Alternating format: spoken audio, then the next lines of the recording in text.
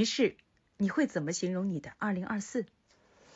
我的2024，其实接到节目组邀请的时候，是我正在参加一个活动的路上。要回顾这一年，脑海中能够立刻浮现出来的画面，应该就是无数个高速上飞驰而过的风景，它们让我有了灵感。2024年，于是一直在路上。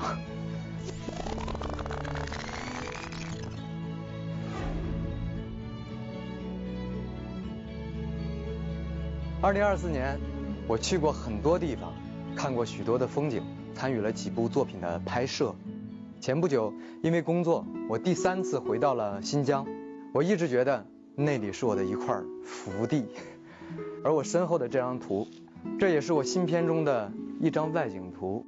那个场景让我想到了一句我特别喜欢的一段话：每一个优秀的人都有一段沉默的时光，那段时光是付出了很多努力却得不到结果的日子，我们把它叫做扎根。我们只有保持一颗扎根的心，才能有那一片属于自己的戈壁，同时能够成为那个优秀的人。也正是因为这一次拍摄的经历，有一天下戏的时候，我突然间有了感慨：演员的这条路，我愿意一直保持在路上。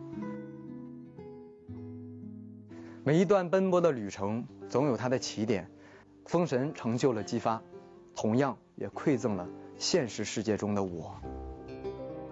我记得2018年的8月30日，我在新疆完成了姬发回家的镜头，那也是我人生中第一个电影镜头。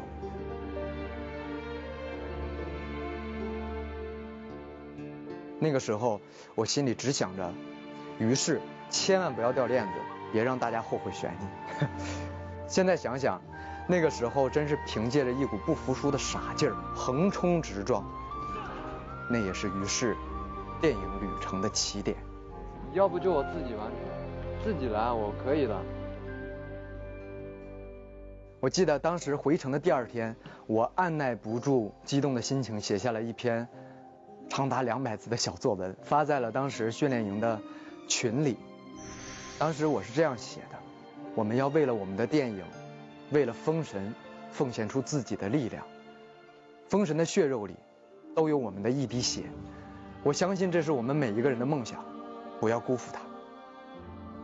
现在想一想，那个时候其实写得很中二，但是也是这么一段没有华丽的语言的文字，却代表着我内心最最真实的声音。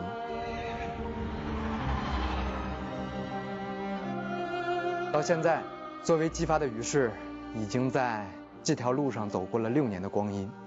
我能清晰地感受到握着缰绳的那个手心磨出的茧更厚了。我身后的这张照片是今年6月份我去法国参加封神第1部海外路演时的一张纪念票根，它代表着姬发，也记录着封神出海的时刻。大家一定记得封神第1部在国内上映路演期间，我们走遍全国各地和广大的电影观众见面的时候，其实我已经算是一个老手了。但是这一次第1次和这么多海外观众见面，我记得当时我反复的练习着用法语跟现场的观众打招呼，而且我现在还记得 Bonsoir, je suis très content de vous voir。 大家晚上好，很高兴见到大家。而且这一次我其实有偷偷的溜进影厅去观察海外的这些观众的反应，他们其实看得非常细致，这是我很意外的。每一个封神的镜头给他们带来的震撼和惊呼，我深深地感受到了中国电影工业的不易，以及中国传统古典文化能够给世界带来的一点点震撼是如此的强烈。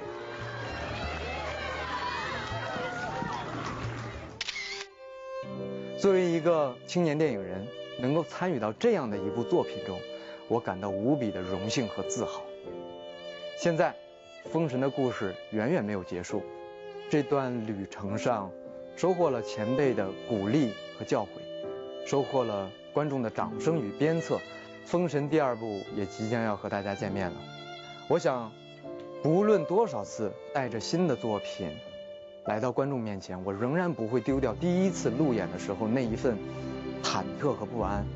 我感觉到自己身上背负的行囊更重了，但是它也将成为我不断前行的动力。以前跨年的时候，总会花时间去想，我这一年到底都干了些什么。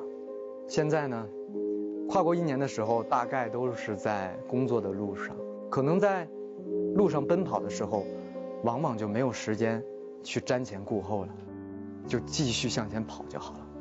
就像姬发最后回家时的心情一样，只一心想着向前继续奔跑，迎着马背上的风，看看风到底能把我带到哪。或者像是离弦的箭，永远把拉弓的勇气掌握在自己手里。演员这条路上，我会继续坚定地走下去。金光不问赶路人，我会一直在路上。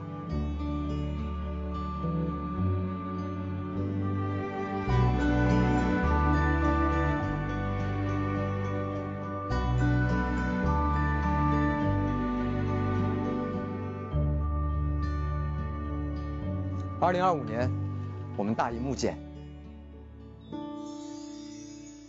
在这个赶路过程中，会有一些瞬间觉得有点累吗？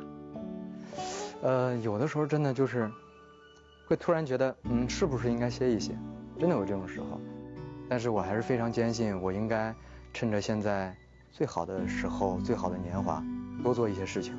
我也不会因为外界的一些附带品去改变真实的自己。我希望能够在赶路的过程中，不要太纠结于结果。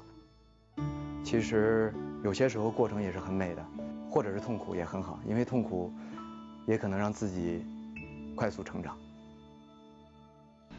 感谢百度对本节目的大力支持，上百度 APP 看独家完整节目。